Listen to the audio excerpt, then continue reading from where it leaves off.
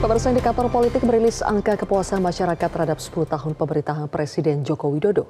Hasil survei menunjukkan sebanyak 75% masyarakat merasa puas dengan kinerja Presiden Jokowi. Mayoritas masyarakat menyatakan puas dengan kinerja Presiden Jokowi selama 2 periode. Kepuasan itu terlihat dari hasil survei indikator politik Indonesia yang dilakukan pada tanggal 22 hingga 29 September 2024. Sekitar 75% masyarakat Indonesia merasa puas dengan kinerja Presiden Jokowi jelang masa jabatannya berakhir. Tercatat sebanyak 15,04% masyarakat merasa sangat puas dan 59,92% masyarakat cukup puas terhadap kinerja Presiden Jokowi. Jalan tol ruas Solo Yogyakarta, Kulon Progo seksi 1. Direktur Eksekutif Indikator Politik Indonesia Burhanuddin Muhtadi menunjukkan tren kepuasan publik terhadap Presiden Jokowi turun sebanyak 7% dibandingkan hasil survei sebelumnya.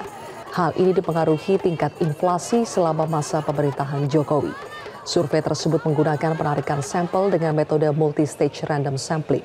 Total ada 3.540 responden dengan margin of error sekitar 2,3%.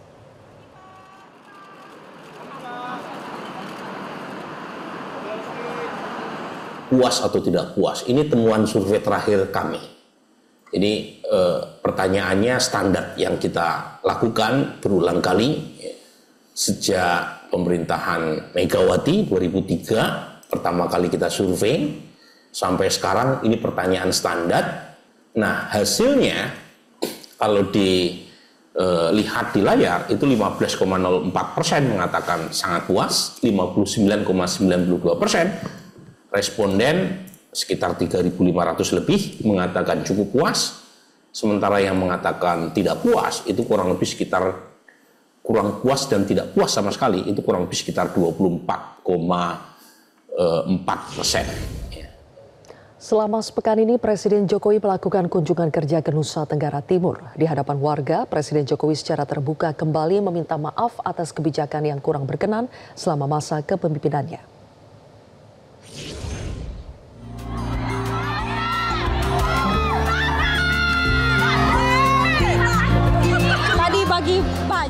Dalam sepekan terakhir, Presiden Joko Widodo melakukan kunjungan kerja ke Provinsi Nusa Tenggara Timur.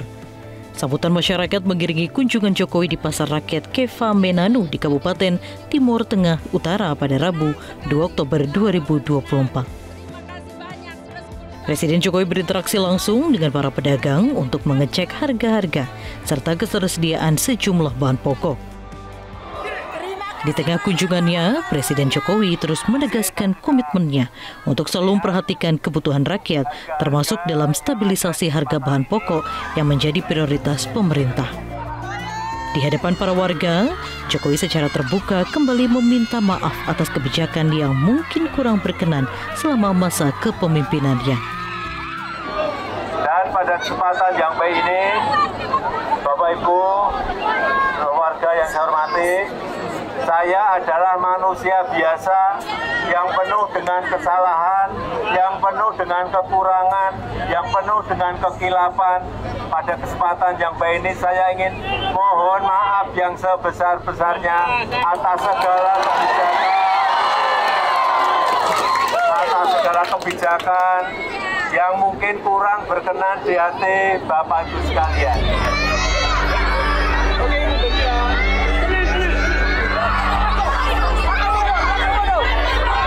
Usai mengunjungi Pasar Rakyat Keva Menanu, Presiden Jokowi melanjutkan perjalanan menuju helipad yang berada di halaman kantor Bupati Timur Tengah Utara untuk lepas landas menuju Kota Kupang.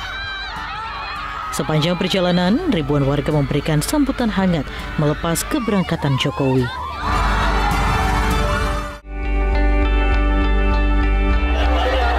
Keesokan harinya, pada Kamis 3 Oktober 2024, Presiden Jokowi melanjutkan kunjungannya ke Kabupaten Alor, NTT. Kunjungan pertama Jokowi tersebut mendapat antusias luar biasa dari masyarakat Alor. Ribuan masyarakat memenuhi jalan protokol dan Pasar Inpres Lipa Kalabahi. Jokowi sempat bersuah foto dengan sejumlah masyarakat Alor dan membagikan baju ke pedagang serta warga. Kehadiran Presiden Jokowi memberikan kebahagiaan besar bagi warga Alor, terutama para pedagang yang mendapat bantuan langsung tunai atau BLT dan bingkisan berisi sembako. Tim Liputan Metro TV. Pemirsa, bantuan langsung tunai, maksud kami kita beralih ke informasi berikutnya. Apa saja sebetulnya faktor yang mempengaruhi kepuasan maupun ketidakpuasan publik terhadap kinerja Presiden Jokowi selama 1 dekade? Kami akan mengulasnya bersama dengan Direktur Eksekutif Indikator Politik Indonesia. Sudah bergabung Profesor Burhanuddin Muhtadi. Selamat malam, Prof. Burhan. Malam, Sylvia. Oke, Prof. Burhan, survei indikator tadi memperlihatkan sekitar 75% yang sangat puas dan cukup puas ya, ditambah 75% masyarakat Indonesia puas dengan kinerja Presiden Jokowi. Spesifiknya di aspek apa saja? Ya, jadi kita menanyakan pertanyaan umum berkaitan dengan kepuasan publik terhadap Pak Jokowi sebagai Presiden. Nah, itu ada banyak sekali penjelasan yang lebih spesifik, termasuk pada aspek mana beliau relatif kurang bagus kinerjanya di mata publik. Ya. Jadi misalnya aspek yang masih dianggap positif adalah menjaga toleransi keberagamaan, kemudian menyediakan pelayanan kesehatan, itu tingkat kepuasannya di atas 80%. Tetapi ketika ditanyakan berkaitan dengan mengurangi jumlah pengangguran, menyediakan lapangan pekerjaan, itu tingkat kepuasannya bahkan di bawah 40%. Jadi lagi-lagi variatif, tetapi overall masyarakat masih memberi apresiasi pada Presiden Jokowi, meskipun Sylvia ya, kalau dibanding bulan Juli itu terjadi penurunan 7%. Jadi bulan Juli 2024 masih ada 82% masyarakat yang puas. Di bulan September akhir, meskipun masih cukup tinggi, tetapi ada koreksi sekitar 8 poin dibanding 2 bulan sebelumnya.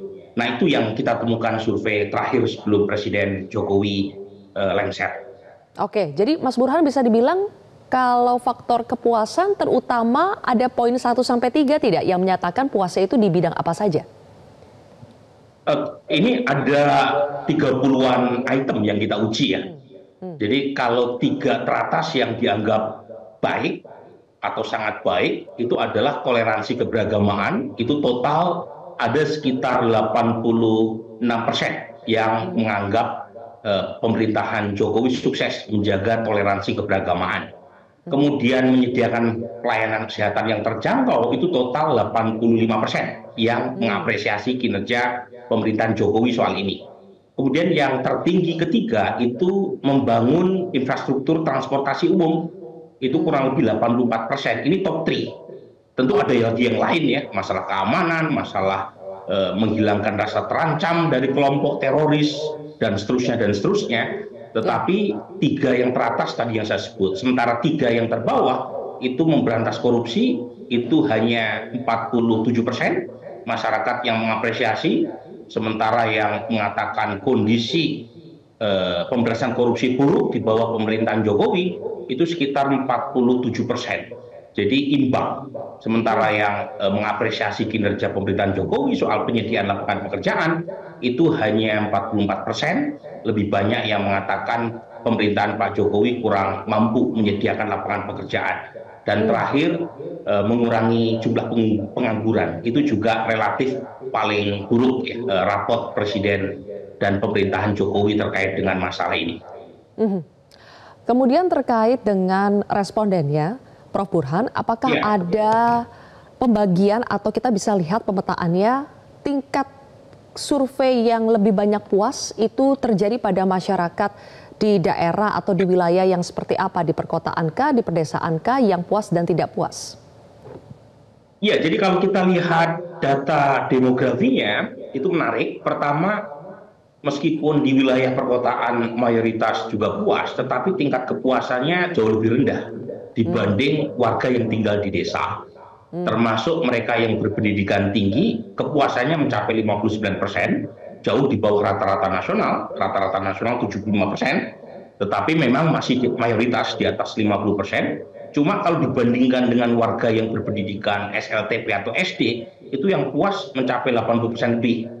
Jadi memang dari data ini terlihat Presiden Jokowi kuat di segmen kelas menengah bawah, gitu ya. Kemudian kelas menengah atas banget, ya, kelas atas. Sementara kelas menengah tingkat kepuasannya tidak setinggi dua segmen yang lain. Dan ini sepertinya konfirm ya dengan hasil studi LPM UI yang mengatakan justru kelompok kelas menengah bawah dan kelas atas lah yang paling banyak menikmati pembangunan masa Jokowi. Sementara kelas menengah karena mereka tidak mendapatkan subsidi, terutama pada masa pandemi, kemudian banyak sekali tekanan terutama berkaitan dengan masalah ekonomi dan demokrasi, itu yang kemudian membuat tingkat kepuasan di segmen kelas menengah tidak setinggi dibanding yang lain.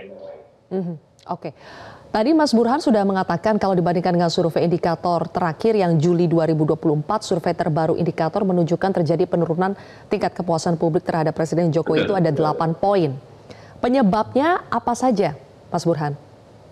Ya, 7 poin ya, 7% penurunannya, dan penyebab utamanya, jadi kita melakukan hasil regresi ya, analisis regresi untuk menguji faktor apa yang paling menjelaskan tingkat kepuasan.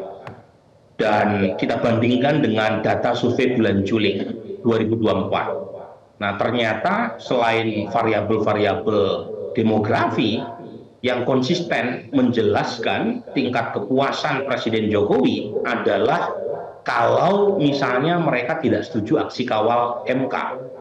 Jadi kita tahu muncul aksi kawal MK merespon keputusan DPR yang coba menganulir putusan MK berkaitan dengan hal-hal yang berhubungan dengan pilkada. Nah, publik itu mengasosiasikan keputusan DPR tadi dengan pemerintahan Jokowi, dan itu yang menjelaskan semakin tidak setuju terhadap hasil putusan MK, semakin meningkat popularitas Pak Jokowi. Nah, masalahnya adalah sebagian besar masyarakat setuju dengan aksi kawal MK. Nah, memang ya yang tahu aksi kawal MK baru 43%, Sylvia.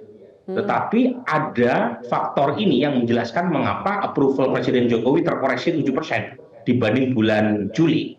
Karena masyarakat yang tahu aksi kawal MK 43% tadi itu sebagian besar setuju dengan aksi kawal MK, dan pemerintah dianggap tidak sesuai dengan ekspektasi publik.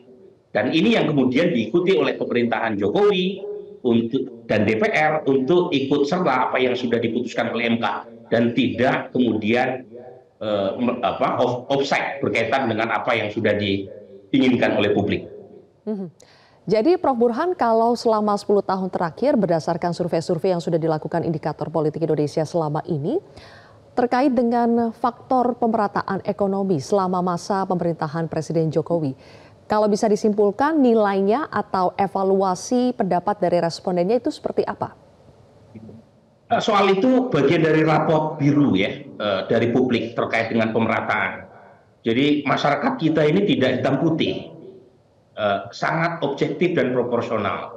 Satu sisi mereka mengkritik terutama berkaitan dengan isu korupsi, di mana pemerintahan Jokowi dianggap tidak cukup cakap memberikan semacam komitmen yang kuat untuk memberantas korupsi, termasuk juga soal demokrasi juga dianggap kurang begitu baik. Tapi soal pemerataan, infrastruktur, bantuan sosial, itu rapotnya biru sekali. Jadi kita menanyakan seberapa apresiatif publik, seberapa baik atau buruk ya kinerja pemerintahan Jokowi dalam melakukan pemerataan, terutama infrastruktur, itu mayoritas di atas 80% masyarakat mengatakan baik. Ya. Jadi memang ini menunjukkan sekali lagi bahwa Pak Jokowi cukup mampu ya membenahi terutama infrastruktur dan sarana prasarana di luar Jawa. Jadi semangat pembangunan tidak hanya terkonsentrasi di Jawa, itu sudah mulai dirasakan oleh warga luar Jawa. Begitu. Baik kalau begitu. Oke, terima kasih Prof. Burhan atas penjelasannya di program Prime Time News hari ini. Terima kasih. Jelajahi cara baru mendapatkan informasi. Download Metro TV Extend sekarang.